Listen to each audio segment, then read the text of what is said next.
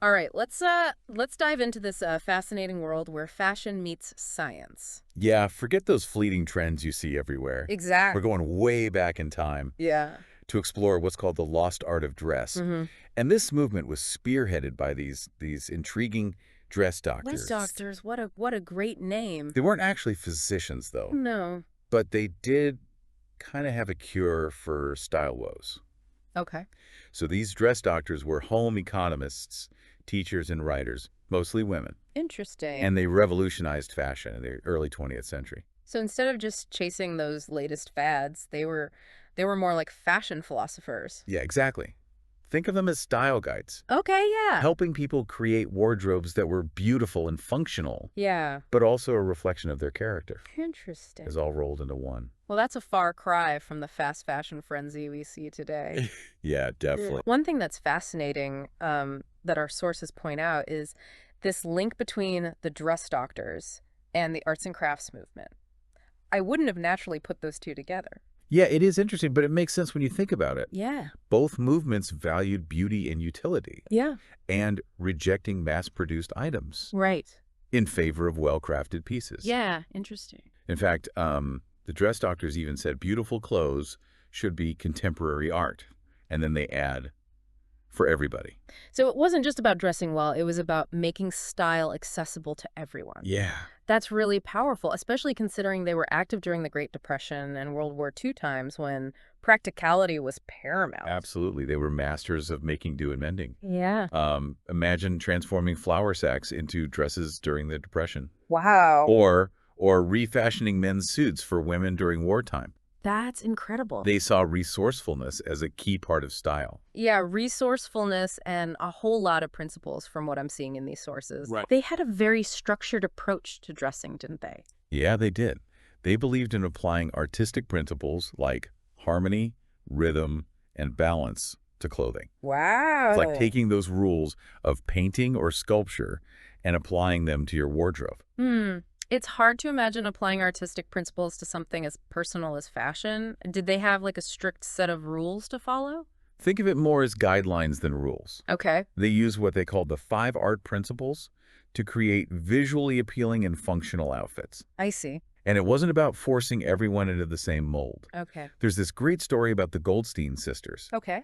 They were 2 prominent dress doctors, and they were evaluating student outfits. Right. And one student deliberately clashed colors and textures, Uh-oh. seemingly defying everything the dress doctors stood for. So they failed her, right? Gave her a big red F for fashion? Not at all. Oh, Veta Goldstein actually complimented her. really? She said, "The blue in your blouse exactly matches the blue in your eyes." Oh, wow. It was this gentle reminder that even rebellion can be done with a touch of harmony. Okay, so maybe a small F for following the rules, but an A for creativity. Exactly. But let's get back to these principles. Harmony seems to be a big one. Yeah, harmony was all about ensuring the different elements of an outfit work together visually. Okay. They broke it down into 4 parts: shape, texture, idea, and color. So it wasn't just about matching colors, but also making sure the shapes, the textures, even the ideas behind the clothes were all in sync. Exactly. Yeah. For example, they stressed that clothing should allow for freedom of movement. Okay, so it sounds very practical as well. Yeah. They even cited some early research Okay. suggesting restrictive clothing could reduce efficiency by 10%. Wow, so they weren't just about looking good, they were about feeling good and performing well, too. Exactly. And what about this wearing ease I see mentioned in our sources? It Yeah. sounds like something we could all use a little more of today. Yeah, wearing ease is all about having enough room in your clothing to move comfortably. Okay. Think of it as the opposite of squeezing into those super tight jeans. Yeah. The dress doctors would definitely advocate for comfort over constriction. They even had a whole philosophy on shoes, Oh, right? they did. Okay. If a shoe didn't allow for comfortable walking, they argued it was more of a sculpture than actual footwear. So no sacrificing comfort for style, even when it comes to shoes? Right. It sounds like they were ahead of their time. But we've talked about shape and this wearing ease. What about texture? Where did that fit into their idea of harmony? Texture was about ensuring different fabrics in an outfit complemented each other. Okay. They even believed the textures of your clothing should harmonize with your surroundings. Oh, interesting. So city attire might feature finer fabrics, while country clothing would incorporate sturdier materials. So it's like they were encouraging a kind of visual dialogue between your clothes and the environment around you. Exactly. They saw clothing as a way to interact with and respond to the world. But what about idea? That sounds a bit more abstract. Yeah, idea referred to the symbolic meaning behind clothing. Okay. They believed the overall message conveyed by an outfit should be unified and consistent. You wouldn't wear a ball gown to a job interview. Definitely not. Right. It's about dressing appropriately for the occasion and making sure your clothes are sending the right message. Exactly. But they weren't fans of excessive decoration either, were they? No, they saw over-decoration as distracting, Okay. almost like too many spices in a dish. Right. They favored simplicity and functionality, Yeah. letting the design of the garment speak for itself. It's a refreshing contrast to the more is more approach we often see today. But we can't forget about color. Right. That seems to be a big part of their philosophy and probably the most exciting. Get ready, because their approach to color was incredibly detailed and insightful. They had a whole system for understanding how colors work together and how they interact with our natural features. Let's dive into that world of color. I'm eager to see how they tackled such a vibrant and complex element of style. All right, color theory time. I'm always drawn to those vibrant colors, but honestly, I feel like I get lost in a sea of shades and end up with combinations that totally clash. Yeah, I think we've all been there. Did the dress doctors have any wisdom when it came to picking the right colors? Oh, they did. Hmm. They believe that colors should work with your natural coloring, Okay. like your skin tone, hair, and eyes. So it's not just about liking a color, but about finding colors that truly flatter you. Exactly. It's not enough to just like it. Right. It's gotta flatter you. Gotcha. So instead of those generic spring or autumn color palettes, they took a much more personalized approach. Oh, interesting. So what did that look like? Well, they categorized complexions into types like blonde, brunette, even pale, and olive.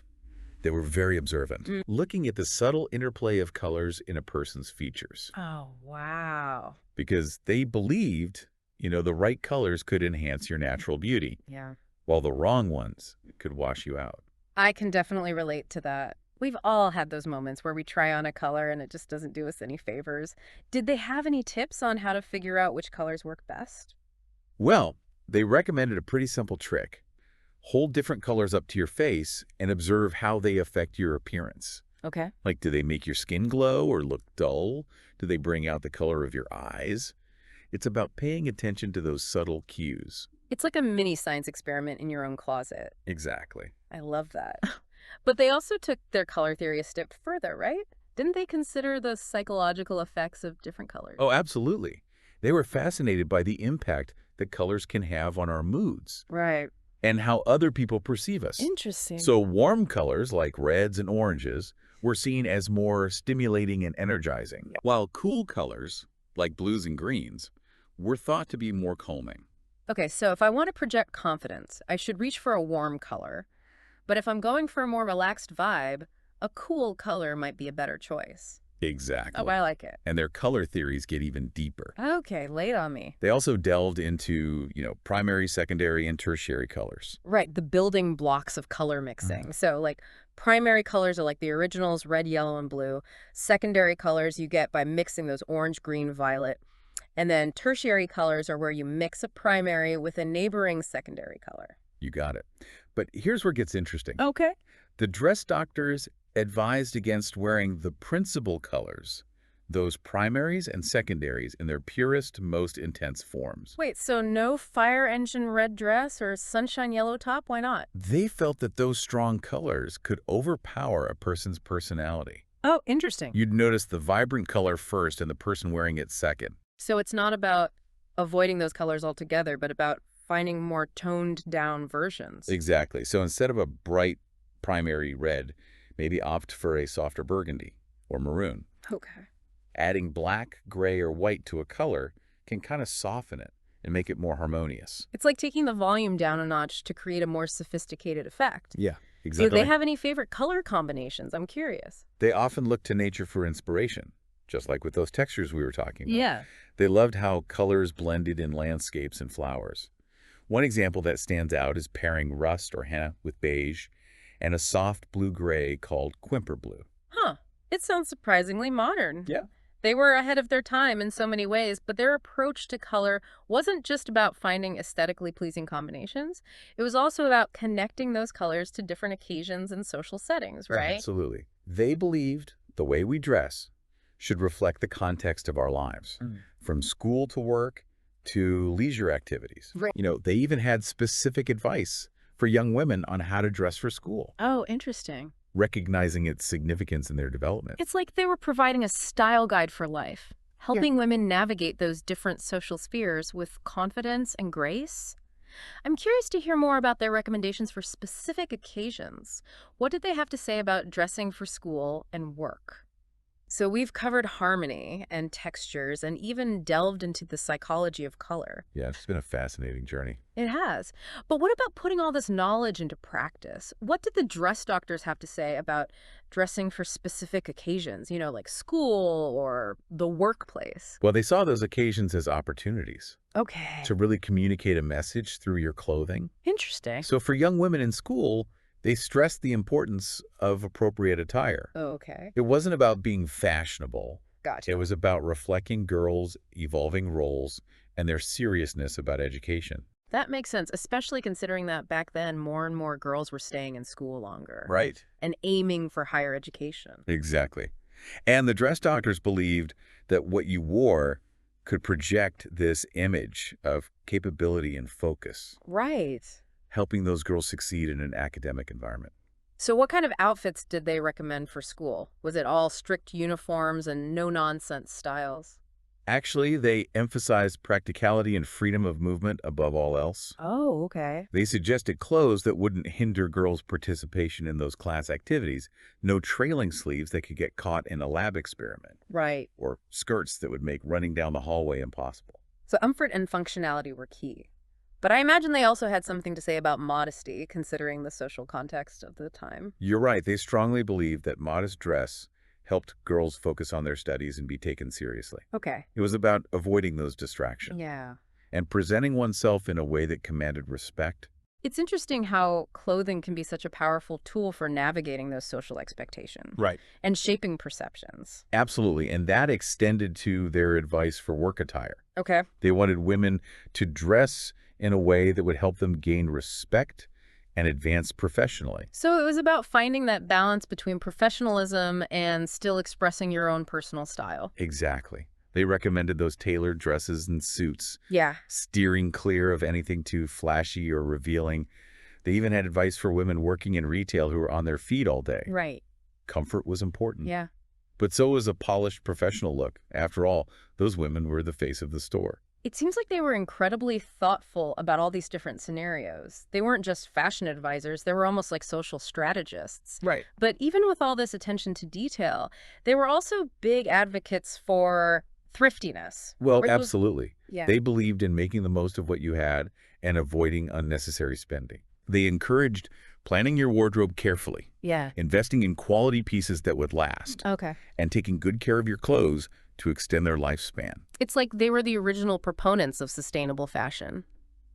I read this story about a woman named Enid who learned to sew from a correspondence course. Oh, yeah. It sounds like a real-life Cinderella story.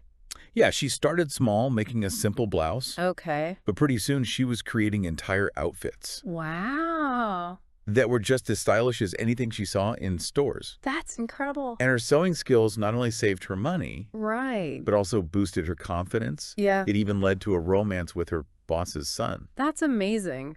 It's a testament to how learning practical skills like sewing can have such a positive ripple effect on our lives. Yeah. It's not just about saving money. Right. It's about empowerment and creativity. Exactly. And there's this growing movement today that echoes those values.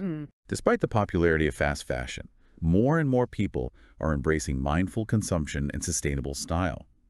There's a renewed interest in vintage clothing and a desire for higher quality, longer-lasting pieces. It's like the dress doctor's philosophy is experiencing a revival. Their emphasis on quality over quantity, functionality, and individual expression feels incredibly relevant in our world today. Absolutely.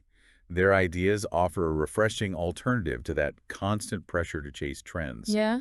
They remind us that clothing can be both beautiful and meaningful. a way to express ourselves while respecting our values and our budgets. So what can we, the listeners, take away from all this? How can we apply the dress doctor's wisdom to our own wardrobes and style choices? Well, I think it starts with being more intentional about what we buy and wear. Okay. Ask yourself, what message do I want to project through my style? Yeah. What pieces make me feel confident and comfortable? Yeah. How can I build a wardrobe that reflects my personality and lifestyle without breaking the bank? It's about taking a step back from the overwhelming world of fast fashion Yeah. and rediscovering the joy of creating a wardrobe that truly reflects who you are. Right. It's about embracing the lost art of dress and making it your own. The dress doctors remind us that clothing is so much more than just fabric and thread. Yeah. It's a powerful form of self-expression and a tool for navigating the world around us. It's about finding that sweet spot where style meets substance. Exactly. So as we step out of this deep dive and back into our own closets, let's remember the lessons of the dress doctors. Yeah. Let's embrace their wisdom and create wardrobes that are not only stylish, but also meaningful, intentional, and uniquely our own.